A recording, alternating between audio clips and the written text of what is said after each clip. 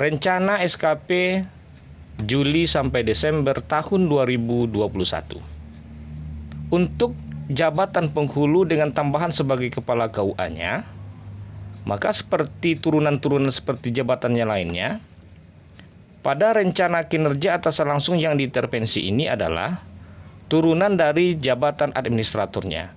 Karena untuk kepala KUA itu atasan langsungnya adalah jabatan administrator atau eselon 3. Nah, pada yang berwarna kuning ini, pada rencana kinerja atasan langsung yang diintervensi ini isinya adalah diambil dari indikator kinerja individu pejabat administrator.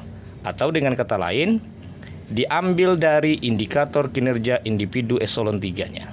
Jadi ini tinggal dipindahkan dari indikator kinerja individu atasan langsung menjadi rencana kinerja atasan langsung yang diintervensi bagi jabatan penghulu dan kepala KUA.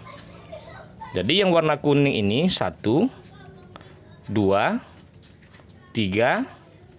4, 5, 6, sampai dengan nomor 9. Ini adalah pindahan dari indikator kinerja individu atasan langsungnya secara langsung. Jadi tinggal memindahkan butir-butir yang terdapat dalam indikator kinerja individu atasan langsungnya dan dipindahkan menjadi rencana kinerja atasan langsung yang diintervensi pada jabatan penghulu dan kepala KUA. Jadi silakan untuk pembuatan ini dilihat dulu indikator kinerja individu dari atasan langsungnya dan diambil langsung dipindahkan ke rencana kinerja atasan langsung yang diintervensi ini. Sementara untuk rencana kinerja pada kolom 3 ini adalah rencana kerja untuk penghulu dengan jabatan kepala KUA untuk menyelesaikan rencana kinerja atasan langsung yang diintervensi ini. Ini yang pertama contohnya, jumlah penyelenggaraan pelayanan pencatatan nikah dan rujuk. Ini adalah indikator kinerja individu atasan langsungnya. Maka rencana kinerja yang pertama dari penghulu itu adalah tersedianya dokumen kerja kepenghuluan. Ini rencana kinerja pertama. Aspek kuantitasnya, jumlah ketersediaan dokumen kerja kepenghuluan targetnya 6. 6 ini maksudnya adalah dokumen rencana kerja operasionalnya. Kenapa rencana kerja tahunannya tidak masuk lagi?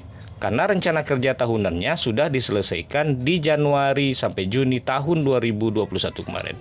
Maka yang tersisa itu adalah rencana kerja operasional. Tapi jika rencana kerja operasional ini telah diselesaikan pada bulan Januari, maka pada Juli tahun 2021 ini tidak usah dimasukkan lagi karena telah diselesaikan pada Januari tahun 2021. Sementara kenapa kita contohkan di sini adalah 6 naskah? Karena untuk pembuatan RKO ini dibuat per bulan. Jadi Januari 1, Februari 1 sampai dengan Desember 1. Artinya ini dibuat secara bulanan. Tapi jika dibuat langsung pada bulan Januari, maka tidak usah dimasukkan lagi pada RKO di Juli tahun 2021 ini. Kualitasnya, persentase ketersediaan dokumen kerja kepenghuluan, targetnya 100%. Ketepatan waktu pelaksanaan, ini contohnya 1 bulan. Karena 6 naskah ini, contohnya akan diselesaikan dalam bulan Januari tahun 2021. Tapi jika ingin diselesaikan dalam 6 bulan, maka silakan dirubah 1 ini menjadi 6. Sementara rencana kerja kedua adalah terlaksananya pelayanan pengawasan, pencatatan, dan pelaporan nikah dan rujuk. Indikator kinerja individunya, pertama, jumlah berkas pelayanan pengawasan, pencatatan, dan pelaporan nikah dan rujuk, persentasenya 100%, ketepatan waktunya 6 bulan. Dan yang kedua, dari indikator kinerja atasan langsung yang diintervensi itu adalah jumlah digitalisasi data layanan KUA. Maka untuk mewujudkan indikator kinerja individu atasan langsung yang diintervensi ini, maka rencana kepala KUA itu adalah terlaksananya penyusunan statistik layanan dan bimbingan masyarakat Islam. Kuantitasnya, jumlah dokumen naskah statistik layanan dan bimbingan masyarakat Islam, targetnya 6 naskah. Nah, rencana kerja ini, rencana kinerja untuk penghulu dengan jabatan KUA ini sampai ke bawah ini. Jadi disesuaikan dengan rencana kinerja atasan langsung yang diintervensi. Artinya menghubungkan atau mencocokkan butir-butir kegiatan kepala KUA itu dengan indikator kinerja atasan langsung yang diintervensinya.